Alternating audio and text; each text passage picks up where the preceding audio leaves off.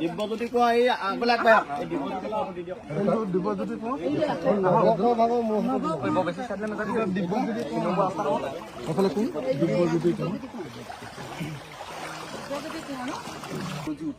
তোমাকে চাবলৈ আহিছো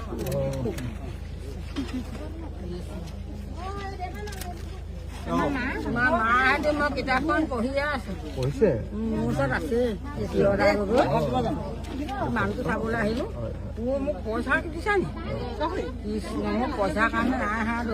তোমাকে চাবলৈ আহিছে কৃষ্ণ দেই নাম শুনি আছো আজি সাক্ষাৎ পাইছো সাক্ষাৎ দেখা হৈছে আৰু মাকৰ কিতাপখন মই চাই থাকো আৰু কোনোবা থাকিব নেকি কৈছো অঞ্চল দিয়ক নিজক হিচাপে কৈছো আৰু দেই নাই আৰু কোন পৰিয়াল